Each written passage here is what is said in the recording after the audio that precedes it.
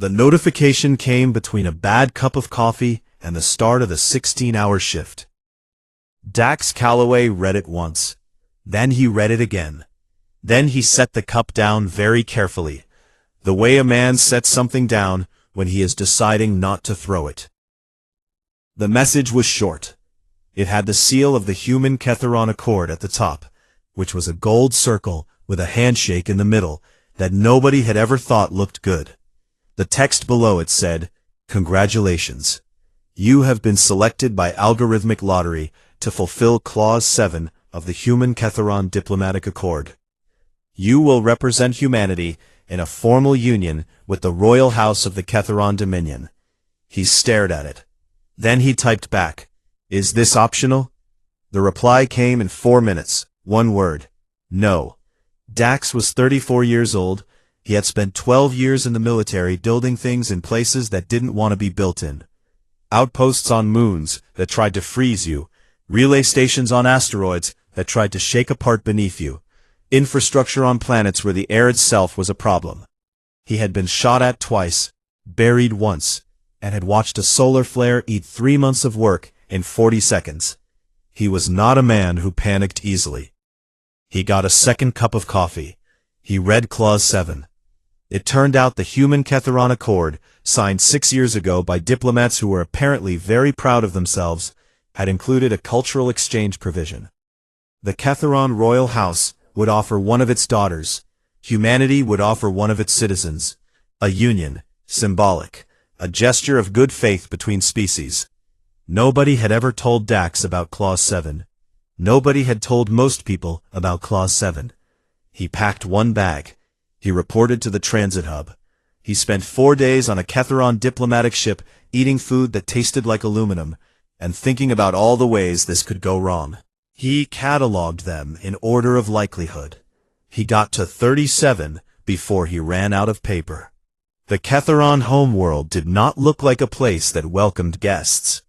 It was beautiful in the way that very old, very serious things are beautiful. Sharp and pale and cold, with cities that rose from the ground like teeth. The palace sat at the center of the capital like something that had always been there and always would be. Bone white and glass bright. Every surface reflecting everything back at you slightly wrong. Dax walked through the front gates and spent the first 10 minutes checking the load-bearing walls. The court was full of Katheron officials in layered robes the color of deep water. They were tall. They moved slowly and deliberately, the way people move when they have never once been in a hurry. They watched Dax the way people watch something they expect to break. An attendant guided him to a position in the center of the main hall. Dax stood there and looked around. The hall was designed to make visitors feel small.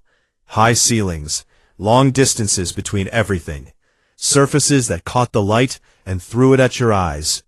He noticed that the northeast corner had a stress fracture running up the wall behind a decorative panel. He noted it and moved on. The Emperor arrived first. He was older than Dax expected, and there was something off about his eyes, a blankness that sat underneath the ceremony, like a man reading from a page he didn't fully understand.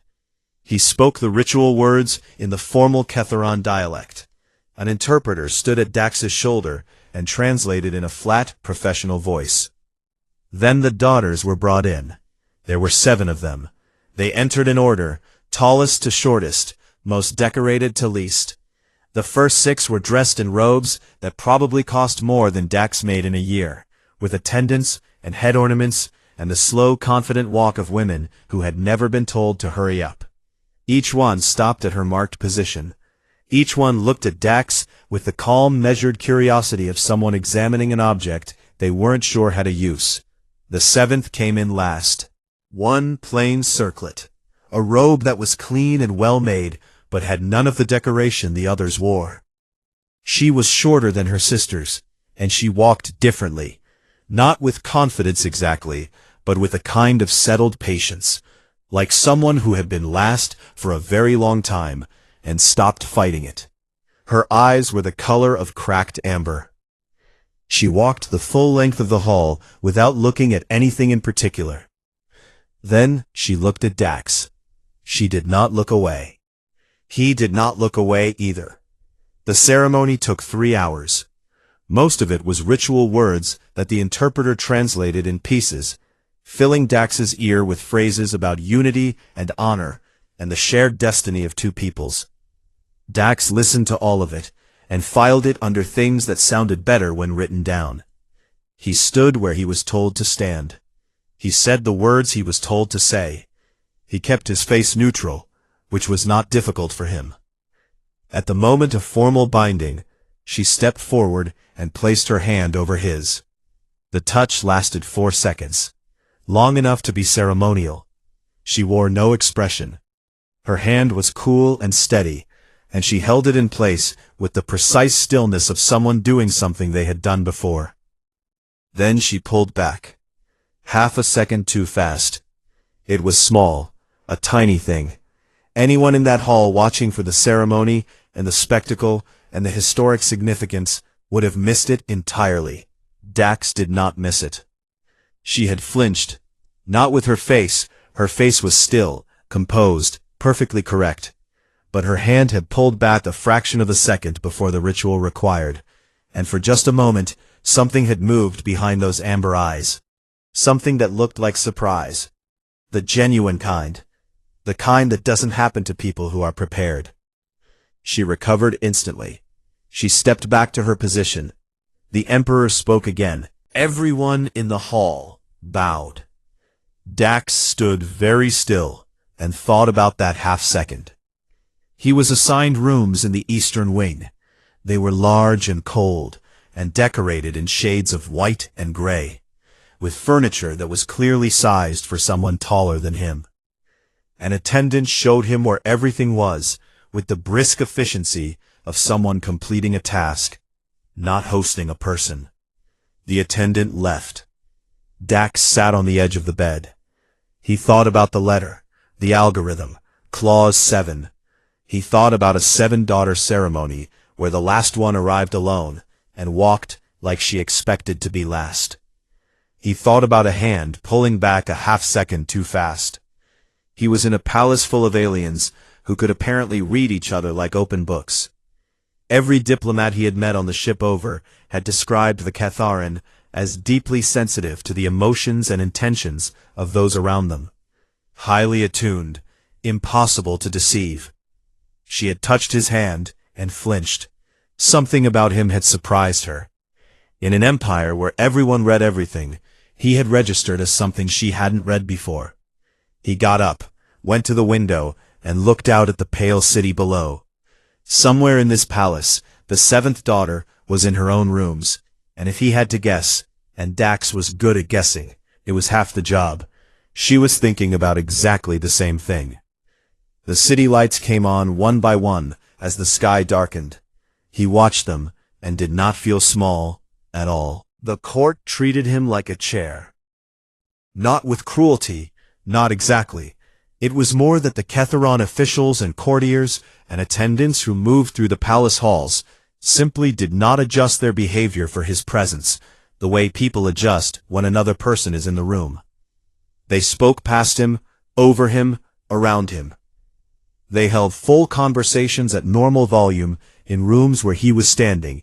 In the Katheron language, his translator chip was still working to calibrate, without once looking at him.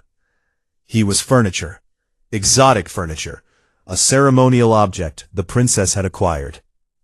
Dax let them think that. Furniture that listens is the best kind of intelligence asset. He spent the first week learning the palace.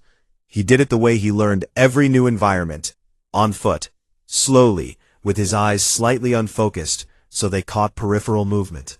He walked the eastern wing. He walked the public corridors. He walked the lower levels where the maintenance infrastructure ran, because maintenance infrastructure always told you more about a building than the decorative levels did. He talked to the palace librarian, a small, precise Katheron man named Sel, who was delighted by anyone who asked questions, because in 30 years of palace service, very few people had. Sel gave him schematics, floor plans, historical records in translated format. He handed all of it over without hesitation, because the idea that a treaty husband might represent any kind of security concern was so far outside the Katheron frame of reference that no one had ever thought to restrict his access. Dax read everything. He watched the Emperor in court twice, from the back of the hall. The Emperor was conducting business, trade agreements, territorial questions, the administrative machinery of a multi-star empire. He handled it with the practiced ease of someone who had been doing this their whole life. But there were moments, small ones, where he paused just a fraction too long before speaking, where an answer came out slightly sideways from the question, where a decision was made and then quietly corrected by a senior official with the smooth cover-up of people who had been practicing the cover-up for a while. The Emperor was getting things wrong. Not dramatically, not catastrophically. Small errors, judgment calls that were off by a degree or two. The kind of thing that compounded over time. And the court was managing it with the careful collective silence of people who understood that the wrong person knowing would be very bad. Dax filed all of this. He didn't know what it meant yet. He would. He ate alone, every meal in his rooms, served by an attendant who set the food down and left without speaking. The food was fine. He ate it and read and thought and waited. On the 8th night, he woke up at 2 a.m. with the specific alertness of a man whose body had spent 12 years in places that could kill him while he slept. She was sitting in the chair by the window. Not threatening, not moving. Just sitting in the chair the way someone sits when they have been there for a while and have no particular plans to leave. The window behind her caught the city light and made her circlet glow faintly. She was watching him with an expression he could not name, careful and intent, and something underneath that wasn't quite what he expected. He sat up slowly. His face did what his face always did, which was nothing. "How many nights?" he said. 7, she said. No apology, no embarrassment. "What are you looking for?" She considered the question. He got the sense she was not used to being asked direct questions, not because people were rude to her, but because most people around her didn't need to ask. They could simply read. She had to use words back. "Something I haven't found," she said, "in a very long time." She left before he could ask what. The next morning he moved his chair closer to the window. Not as an invitation, just to make the chair more comfortable to sit in case someone was using it. She came back the following night, and the night after that. Each time she was already there when he woke, which told him she was coming in late and staying until very early, which told him something else she hadn't said yet. He started leaving a second cup of something warm on the small table beside the chair. The Katheron equivalent of tea. She drank it without commenting on it. They talked, not about anything significant at first. He asked about the palace architecture, and she answered with the detailed accuracy of someone who had been in the building long enough to know all its old injuries. He told her about a solar relay station that had nearly come apart around his ears during a magnetic storm. She listened with her hands folded and her amber eyes steady, and he understood that she was not a person who performed interest. When she listened, she was entirely present, and when she wasn't interested, she would simply not be there. On the 14th night he decided. "You flinched," he said, "at the ceremony, when you touched my hand." The cup in her hands was still. Her face didn't change, but the amber of her eyes shifted in a way he was beginning to recognize as her equivalent of a reaction. "I did," she said. "Why?" he asked. She looked at him for a long moment. Outside the window, the city was quiet. Something moved in the distant sky. A transit vehicle, probably, its lights blinking slow and red. "My people," she said carefully, "are sensitive to one another, to the emotions and thoughts of those around them. It is not something we do deliberately. It is simply how we are built. When I touched you at the ceremony, I reached out in the way I always do, the way I have always done, my entire life." And And there was nothing.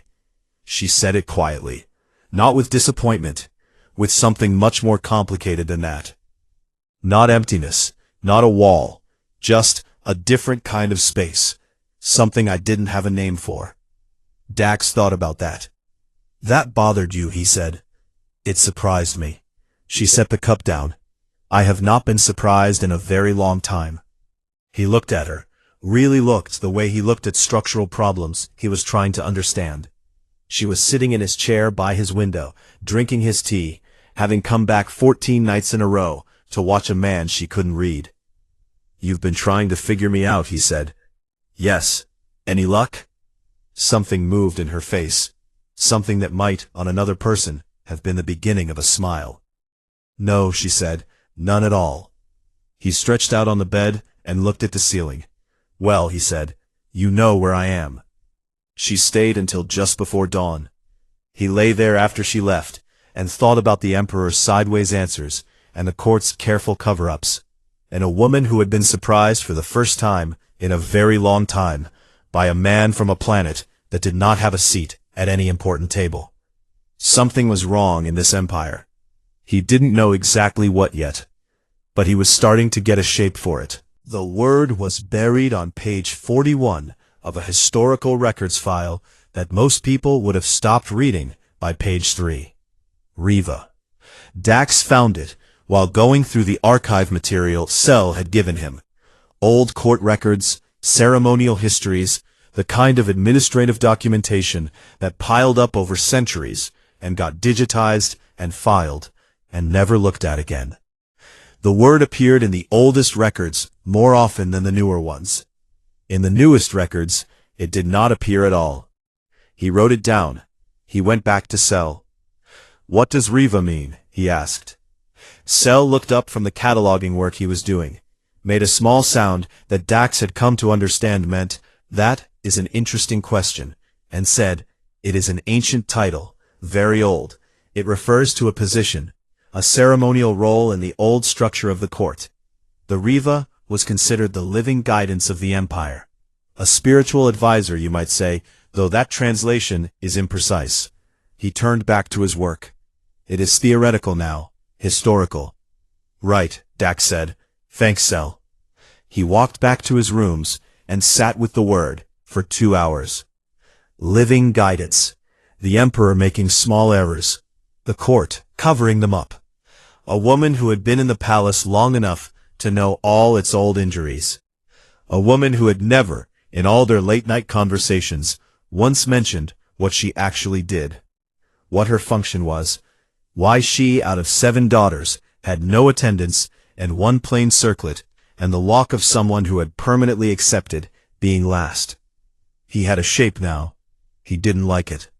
That night she came, and he was already sitting up, which was new. She stopped in the doorway for a fraction of a second, the Katheron version of surprise, then came in and took the chair. "How old are you?" he asked. The amber of her eyes was very still. "By your calendar," she said. "Older than your civilization's written records." The room was quiet. "Okay," Dax said. She blinked, slowly. "You are not going to... I'm going to ask a lot of things. I'm saving them up." He kept his voice level. "Keep going." She kept going.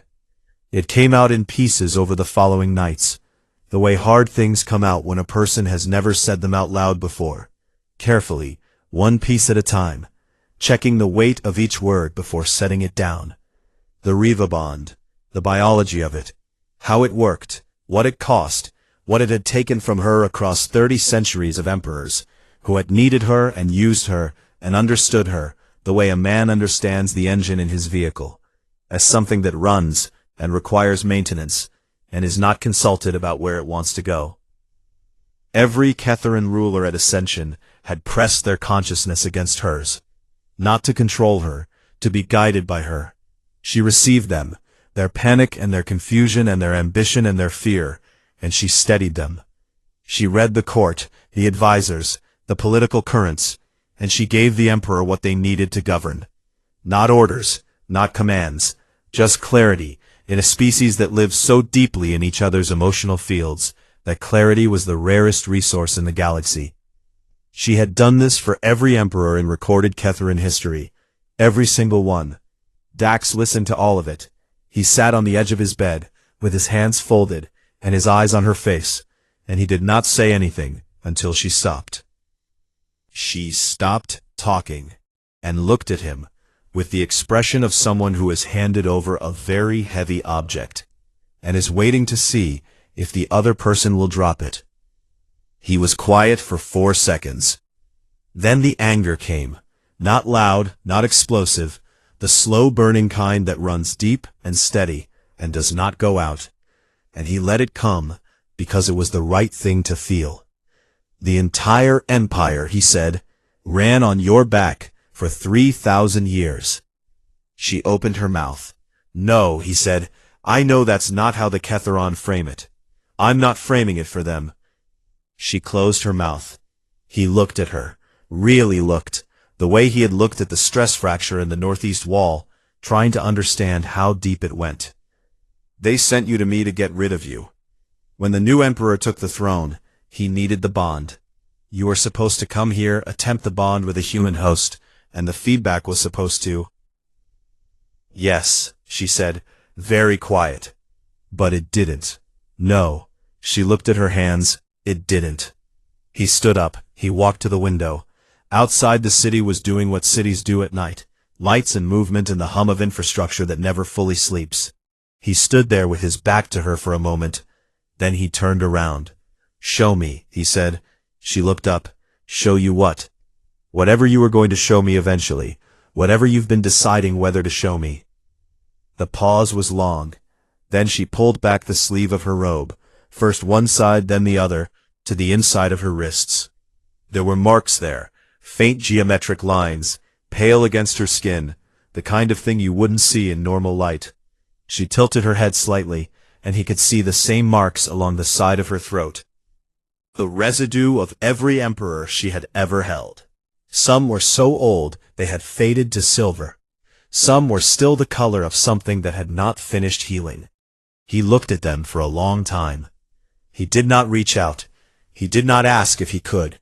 He understood, without being told, that she wasn't showing him a wound and asking for comfort. She was showing him evidence. She was laying it out on the table, and she was waiting to see what he did with it. How many? He said. 31 emperors, she said. And before the formal record, more. I stopped counting. He nodded once. He went back to the bed and sat down. She pulled the sleeve back down. They sat in the quiet for a while, and the quiet had the kind of weight that means something is changing, and both people in the room can feel it, and neither of them is going to say that out loud yet. You stayed, she said finally, after you had reason to leave. Nobody made me stay, he said. That's the difference. She looked at him. He met her eyes. The assassination attempt was not sophisticated. It came on a Tuesday, by the palace calendar, not that Dax kept track, in the form of a maintenance worker who was not a maintenance worker.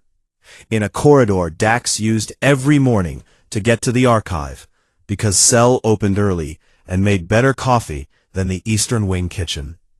The man had the uniform right, and the tools right, and the cover story probably would have worked on someone who hadn't spent 12 years learning exactly what maintenance workers look like when they're actually doing maintenance. They don't look tense. That's the thing. Real maintenance workers look bored. This man looked tense. Dax stepped to the side before the man fully committed to the move, used the tool bag against him, put him on the ground in a way that was efficient and not gentle, and stood there for a moment, looking down at the man on the floor. Then he went to find Vale Ith. She was in the Eastern Garden, a pale, formal space full of plants that looked like they were made of stone, standing very still, which was how she always stood when she was thinking about something she didn't like. She saw his face when he came through the gate, and went still in a different way. "Are you hurt?" she said.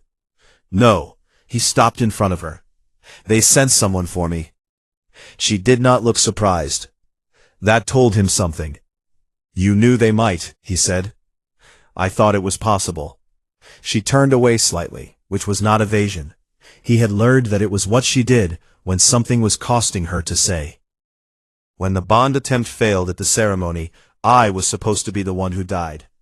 When I did not die, and you did not die, and it became clear that you could not be bonded, and I was not going to complete the assignment, it was only a matter of time before someone decided to simplify the situation.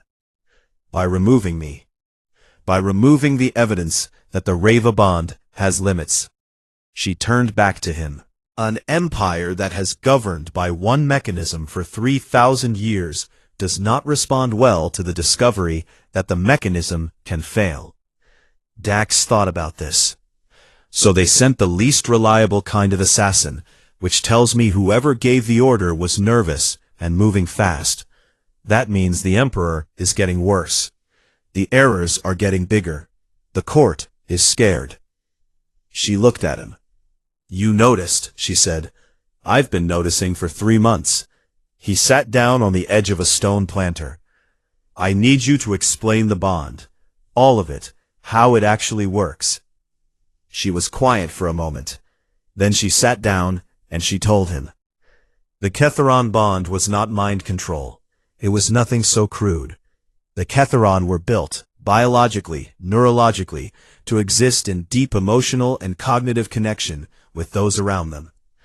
They felt each other constantly, the temperature of a room's emotional state, the weight of unspoken intentions, the texture of another person's uncertainty or confidence. They had evolved this way because their early history was one of extreme cooperation.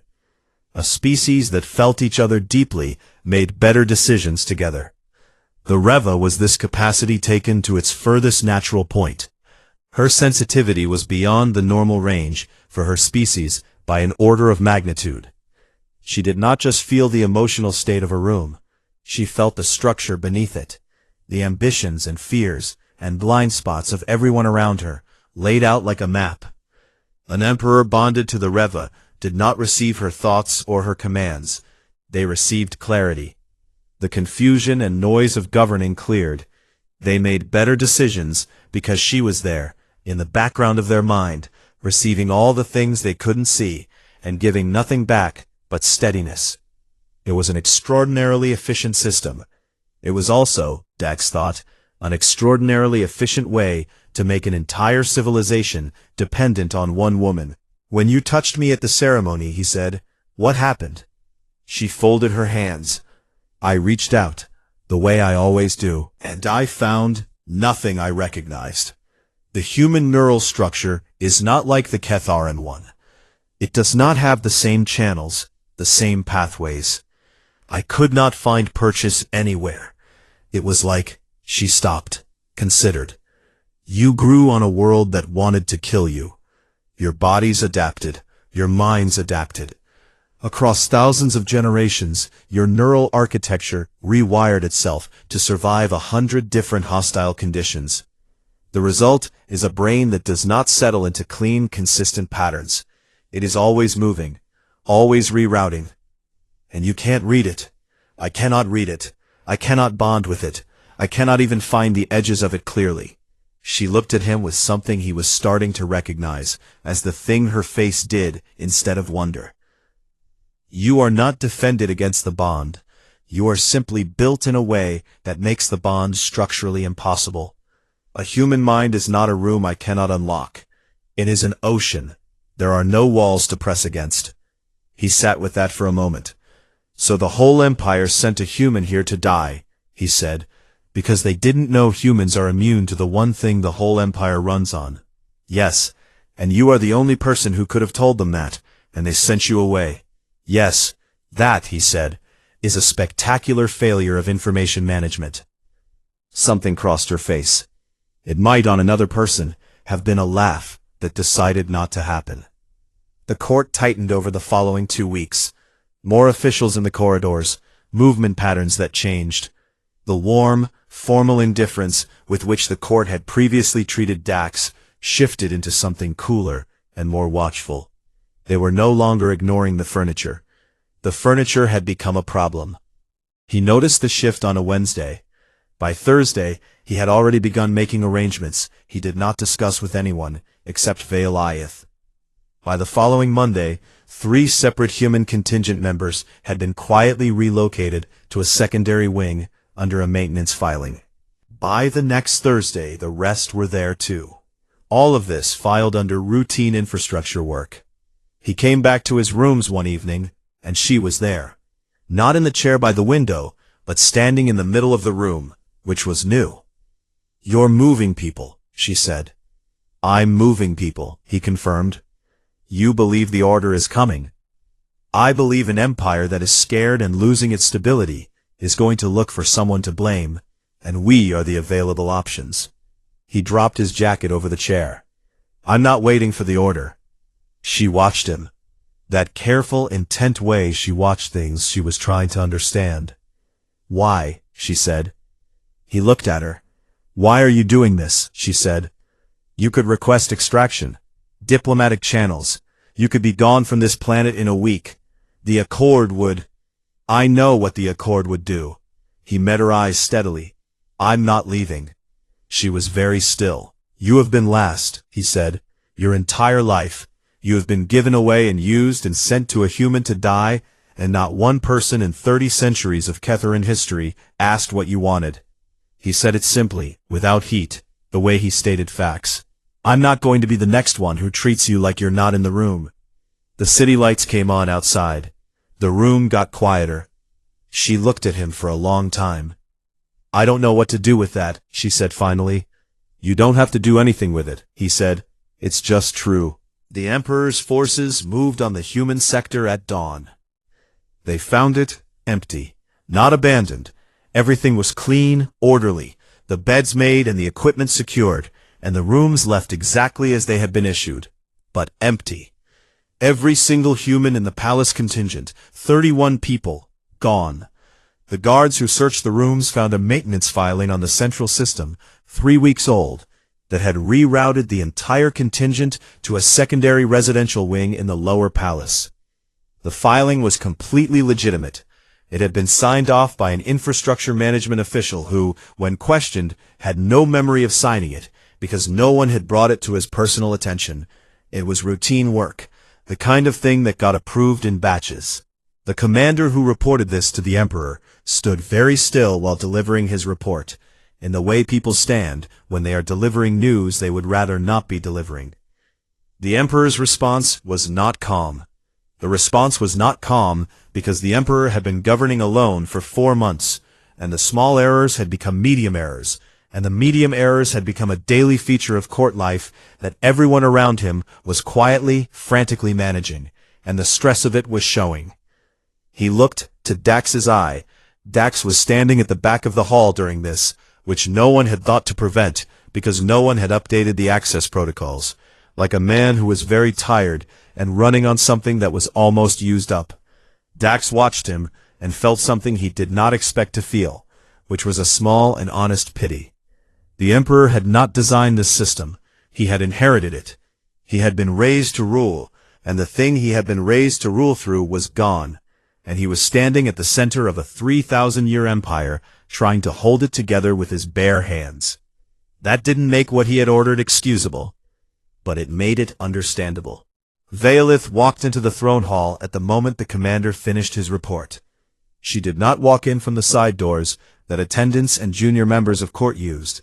She walked in through the main entrance, which was reserved for the Emperor and his declared household. Under Katheron court law, she had standing to use it. She was, technically, the legal spouse of a human citizen operating under the Accord, which made her, under old foundational law that predated the bond system, a free agent of the royal house rather than a bound one. The hall went very quiet when she entered. Dax moved from the back of the room to a position slightly left of center. He did it without hurry. He did not draw attention to the movement. Nobody in the room was looking at him anyway. They were all looking at her. She walked the length of the hall the same way she had walked it on the day of the ceremony, with that settled, patient walk of someone who had been last for a very long time. Except today, she did not stop at the 7th position. She walked all the way to the front of the room and stood before the throne. The emperor looked at her. She looked at him. The hall was completely silent. Then she spoke. She spoke in formal court dialect, the oldest register of the Katheron language, which Dax's translator chip rendered in his ear in a flat professional voice that did nothing to convey the effect it had on the room.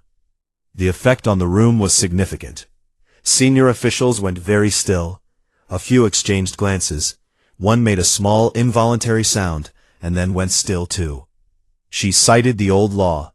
Not the bond system law, which had governed court life for centuries, and which everyone in the room knew by heart. The foundational law.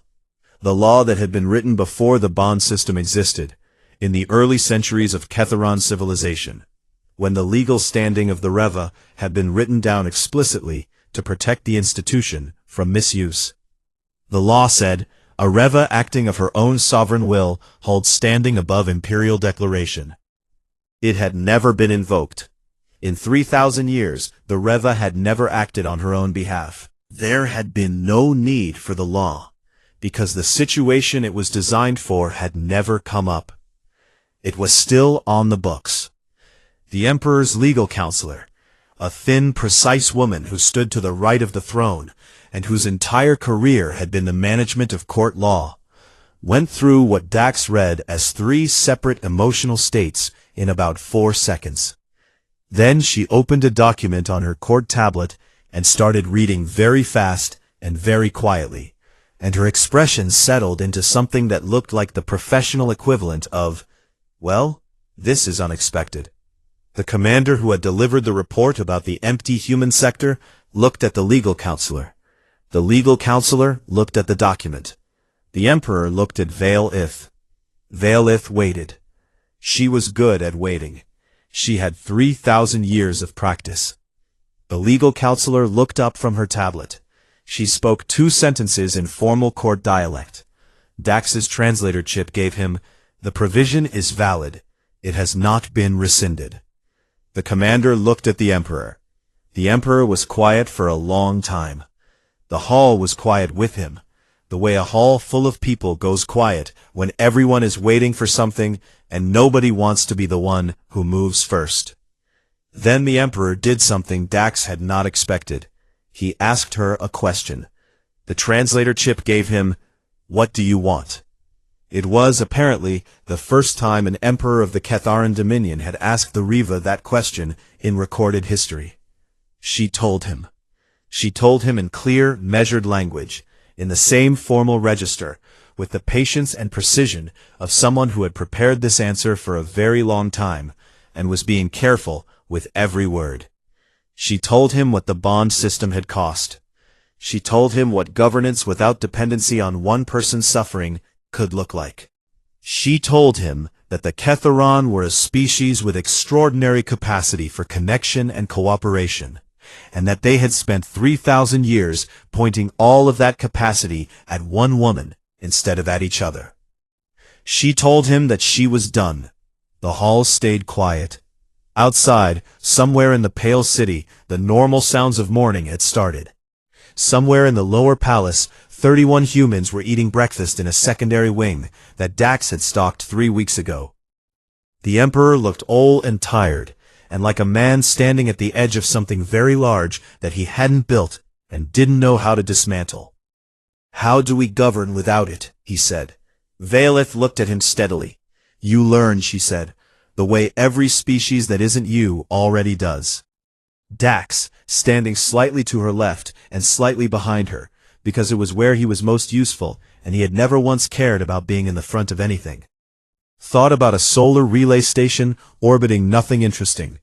He thought about a bad cup of coffee and a notification that said no in a single word. He thought about a woman who had sat in his chair for 14 nights before he asked her name, and she gave it like it cost her something to say it. The formal dissolution of the Reva bond system took years. There were hearings and restructuring, and long, complicated political processes that moved at the speed of institutions, which is to say, very slowly and with enormous amounts of paperwork. Generations of Katheron rulers had to figure out how to govern without a living compass built into the structure. Some of them were bad at it for a while. Then they got better. Then their children were better still. That was someone else's story. Dax and Valeth went back to the relay station. She found it strange, the smallness of it, the quiet, the view, which was genuinely nothing in most directions. The coffee was no better than it had been. The work was real work. The kind that showed results in infrastructure and measurements, and the dull satisfaction of a thing that now worked where before it hadn't. She sat by his window, a smaller window now with a less impressive view, and sometimes she told him things about civilizations that no longer existed, political events from 700 years ago, people she had known across centuries. He listened to all of it. He asked questions. He filed the answers in the careful, organized way he filed everything. She learned to drink the bad coffee. He never admitted it was bad. They argued about the view regularly. She said it was nothing. He said nothing was underrated. One evening she was sitting in the chair, reading. She had developed over the previous months a focused and slightly alarming enthusiasm for human engineering texts. And she looked up and said, without preamble, "You could have left, at any point, from the first day, you could have gone." "I know," he said. "Why didn't you?" she asked. He looked at her. She was holding the book in both hands, and her amber eyes were serious, the way they got when she was asking something that actually mattered to her. "Because nobody made me stay," he said. "That's the whole reason." She looked at him for a moment. Then she went back to the book. Outside, the stars did what stars do, which is nothing and everything all at once, and the relay station hummed in the quiet dark, and two people sat in a small room by a small window with a bad view, and were, for the first time in a very long time, exactly where they had chosen to be.